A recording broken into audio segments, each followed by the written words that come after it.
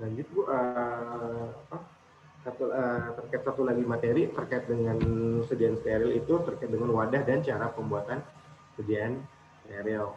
Nah, yang pertama wadah dan penutup, di mana untuk sediaan steril wadah itu dibagi menjadi wadah single dose dan multiple dose. Berdasarkan jenis dari wadahnya ada berupa wadah plastik dan wadah kaca, di mana untuk wadah kaca ini dipersyaratkan adalah tidak boleh sifatnya harus inert dengan obat, tidak boleh mempengaruhi khasiat, tidak boleh memberikan cemaran atau memberi cemaran berupa partikel dalam larutan, harus memungkinkan untuk mudah diisi atau contohnya tuh seperti mulut wadahnya yang memiliki ukuran yang cocok, ya, jangan terlalu kecil atau jangan juga terlalu besar. Kemudian pada wadah ini dapat juga ditutup dengan kedap dengan menggunakan penutup yang sesuai, dan harus memenuhi syarat uji wadah kaca untuk injeksi seperti kebocoran, tahan panas dan sebagainya. Kemudian ada wadah plastik yang dapat digunakan. Nah, di sini untuk wadah plastik jenis yang bisa digunakan adalah wadah plastik berupa polietilen atau propilen. Nah, di mana wadah plastik ini kita dapat sterilisasi dengan cara gas atau dengan etilen oksida. Nah, adapun keuntungan dari penggunaan wadah plastik ini, pertama, sifatnya netral, tidak mudah pecah karena sifatnya plastik dibandingkan dengan kaca yang boleh dibilang uh, mudah dapat menyebabkan terjadinya pecah pada sedian ketika jatuh. Kemudian dari bobot dari sedian bobot dari wadah plastik ini ringan dibandingkan dengan wadah kaca yang sangat berat dan mudah diangkut, dan biasanya ada beberapa wadah plastik itu tidak diperlukan penutup karet, sedangkan wadah kaca sepenuhnya menggunakan penutup khusus, kalau untuk yang IV itu yang untuk tujuan untuk diberikan secara parenteral itu harus ditutup dengan penutup karet, sedangkan wadah plastik ini ada yang dapat ditutup dengan penutup karet, ada juga yang tidak perlu. Kemudian namun ada juga kerugian. Yang pertama, dapat ditembus oleh uap air, kemudian dapat juga ditembus oleh gas CO2. Kemudian terkait dengan tutup karetnya, secara umum tutup karet ini biasanya digunakan untuk wadah yang dosisnya ganda, dapat pada kaca maupun pada gelas, di mana dibuat dari karet khusus.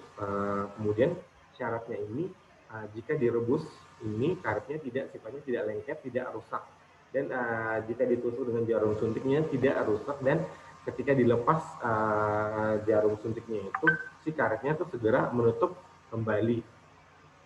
Nah, kemudian setelah didinginkan sifatnya tidak boleh keruh dan uapnya tidak menghitam kertas timbal asetat. Ini persyaratan umum saja. Kemudian untuk penggunaannya tutup karet ini sebelum digunakan atau sebelum digunakan dilakukan pencucian dulu, biasanya dengan menggunakan deterjen. Nah, ada beberapa literatur juga menyebutkan bahwa kalau penggunaan dari karet ini dicuci dulu dengan deterjen panas, kemudian dilakukan bebas sulfur dulu, di mana bebas sulfur ini kita dapat menggunakan deterjen yang mengandung SLS atau natrium lauryl sulfat dan natrium bikarbonat. Kemudian dilakukan perebusan beberapa menit, sekitar 30 menit, baru kemudian ada beberapa literatur juga bilang tergantung dari jumlah dari karet yang digunakan. Semakin banyak berarti waktu akan semakin lama. Kemudian setelah dilakukan pendidih tersebut, dilakukan pembilasan, kemudian dilakukan sterilisasi.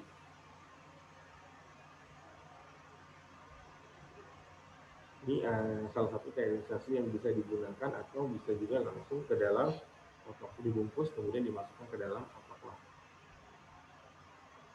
Nah, untuk metode pembuatan sediaan obat susu atau sediaan parenteral secara umum, metode pembuatannya itu ada dua. Yang pertama itu adalah metode aseptik atau metode non aseptik atau sering juga disebut dengan metode sterilisasi akhir. Nah, kalau untuk metode aseptik ini biasanya diawali dengan semua alat atau semua yang akan digunakan itu menjadi bahan itu dilakukan proses pencucian. Nah, kemudian untuk yang cara aseptik ini, semua alat dan wadah itu dilakukan proses sterilisasi keseluruhan, baik zat aktif, zat alat yang akan digunakan. Kemudian bahan-bahan itu dilakukan proses bahan-bahan yang digunakan dilarutkan di dalam ruang steril, kemudian diisi dalam wadah, ditutup kedap, dan diperiksa serta diberi etiket. Jadi bedanya sedangkan kalau yang sterilisasi akhir ini atau cara non aseptik itu bedanya itu adalah pada bahannya ini biasanya itu ada beberapa bahan yang hanya disterilkan, ada juga yang tidak disterilkan, di mana kemudian dicampur dan dilarutkan di ruang steril, kemudian disaring, dilakukan proses pengisian, kemudian ditutup. Nah, baru pada bagian akhir setelah jadi produk, contohnya larutan larutan kita buat adalah larutan infus, itu larutan tersebut baru disterilkan.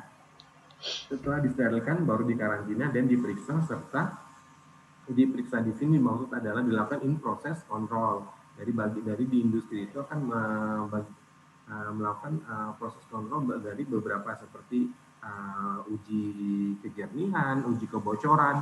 Nah, baru setelah melewati uji atau diloloskan uji in proses kontrolnya, baru diberi etiket dan dikemas, kemudian dimasukkan ke dalam gudang obat, gudang sediaan jadi. Baru dari gudang jadi tersebut baru didistribusikan ke bagian PBF dan selanjutnya ke outlet.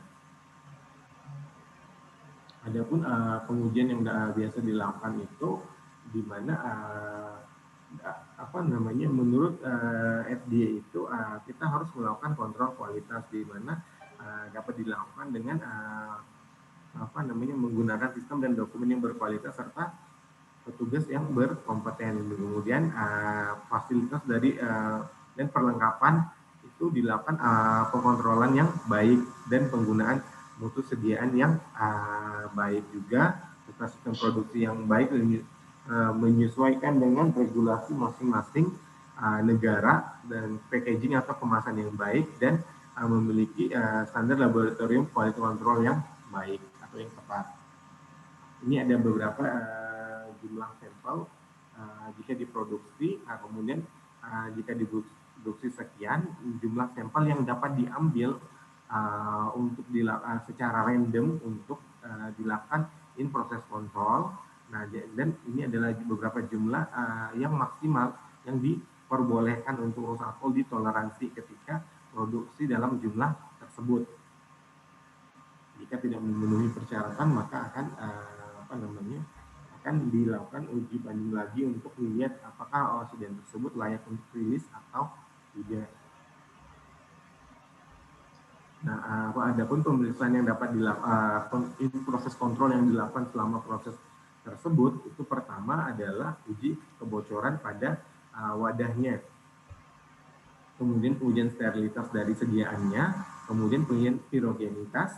Uji pirogenitas seperti yang ini tadi disebutkan bahwa dapat menggunakan kelinci atau dapat menggunakan lal.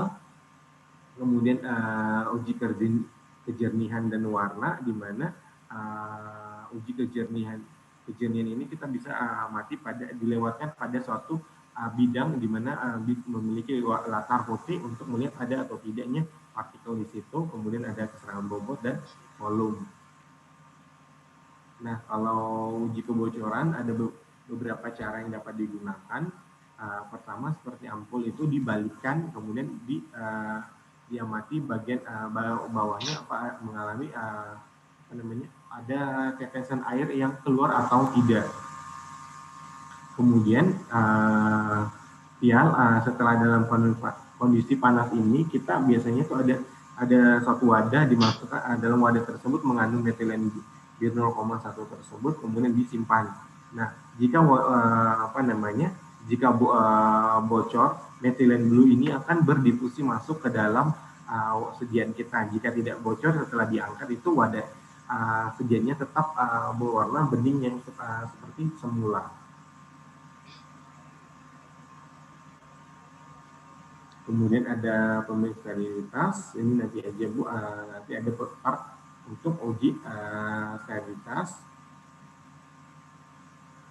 Tapi dapat silakan dibaca aja. Kemudian tadi ada pemeriksaan pirogen,